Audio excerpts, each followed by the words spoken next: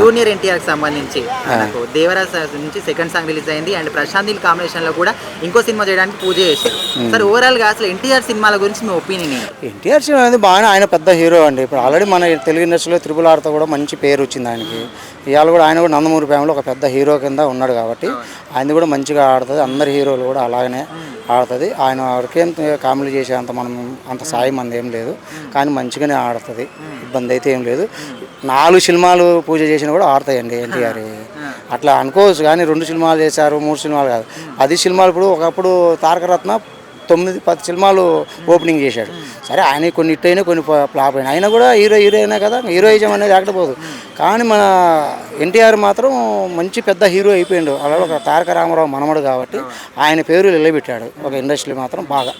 అది నాకు తెలిసి. అయితే ఇప్పుడు సెప్టెంబర్ 27కి దేవరా సినిమా అనేది రాబోతుంది. సాంగిన రసా మీరు దేవరా సినిమాది సాంగినరా దేవరా బాగుంది. సో మరి ఆ సాంగ్ అందరూ కూడా కాపీ సాంగ్, ఇంత ముందు ఉన్న కాపీ చేసి ఆల్రెడీ ఉంటారండి. అది రీక్ రాయటంలో ఉంటుంది. కొంచెం ఏదో పదాలు కలిస్తే దానికి కాపీ సాంగ్ అనేది ఏంటంటే ఆ రీక్లో కొంచెం కలుపుతారు దానికి. అవి ఎవరైనా ఉండాల్సిందే. ఇప్పుడు కథలు అనేది 4 కథలే ఉంటాయండి. అవన్నీ డైవర్ట్ చేసుకుంటా మనం మార్చుకుంటా ఆ డైరెక్టర్ బట్టి చేస్తూ పోతూ ఉంటారు. అది ఆ కథకు తగ్గట్లు ఇంకా ఆ పలానా కథ అని అనలేదు కదా. సినిమా ఇండస్ట్రీలో ఉండేదే 4-5 కథలే ఉండేది. ఆ 4-5 కథలు వాళ్ళ వర్షన్లో రాసుకుంటూ వెళ్తారు, అంటే కొత్తతనం చూపించుకుంటూ వెళ్తారు కొంచెం. అదే సినిమా అంటారు దాన్ని. అది మాకు ఉన్న కథ చేస్తారంటే ఉన్న పాట చేసేది ఏముంది.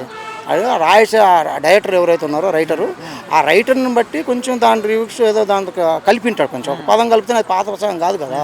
దానికి ఎంత ఖర్చు అయింది, దాని ఏంటి ఆ పాత సాంగ్ ఎందుకు అవుతుంది? అది పాత సాంగ్ పాత మ్యూజిక్ పెడితే ఇప్పుడు కొత్త మ్యూజిక్ కొత్త సాంగ్ వచ్చి కొంచెం పదాలు కలుస్తాయి. అవి కలుసుకుని ఎట్లా ఉంటుంది?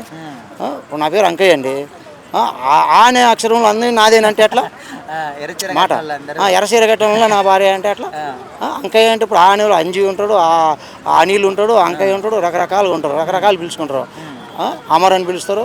అంటే ఆ పదం నాదేనండి, ఆ పదం నాదేనండి అనేదానికి లేదు కదా, నేను అనుకోదు కదా ఆడ. మరి అది తప్పులే ఇలాంటివన్నీ అంటాం.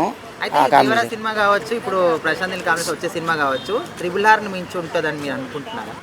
అంచనాలు పెరుగుతాయి. ఇప్పుడు ఎప్పుడైనా సినిమాకి అంచనాలు వేసుకుంటారు, కానీ ఒక డైరెక్టర్ అయినా ప్రొడ్యూసర్ అయినా నాకు ఇంకా దాన్ని మించి రావాలని ప్రొడ్యూసర్ అనుకుంటారు, డైరెక్టర్ అనుకుంటారు, ఫ్యాన్స్ కూడా అదే అనుకుంటారు. అలాగనే అందరూ అనుకుంటాం. మనం కూడా అదే అనుకుంటాం, నేను కూడా అదే అనుకుంటాను. ఏంటంటే అంచనాలు పెరగాల అనుకుంటాం కదా, తగ్గాలా అని ఎవరు అనుకోరు కదా. పొలిటికల్లో కూడా నిలబడినప్పుడు నేను గెలుస్తానని, జగన్ కూడా నేను గెలుస్తానని అన్నాడు కదా. అట్లాగని ఇది కూడా అంతే. ఊహలలోకి వెళ్ళిపోతున్నాం. ఎవరైనా పొలిటికల్ అయినా సినిమా రంగం అయినా ఊహలలోకి వెళ్తాం. బాగుంది. ఆల్రెడీ ఉంటారండి. అది రీక్ రాయటంలో ఉంటుంది. కొంచెం ఏదో పదాలు కలిస్తే దానికి కాపీ సాంగ్ అనేది ఏంటంటే ఆ రీక్లో కొంచెం కలుపుతారు దానికి. అవి ఎవరైనా ఉండాల్సిందే. ఇప్పుడు కథలు అనేది 4 కథలే ఉంటాయండి. అవన్నీ డైవర్ట్ చేసుకుంటా మనం మార్చుకుంటా ఆ డైరెక్టర్ బట్టి చేస్తూ పోతూ ఉంటారు. అది ఆ కథకు తగ్గట్లు ఇంకా ఆ పలానా కథ అని అనలేదు కదా.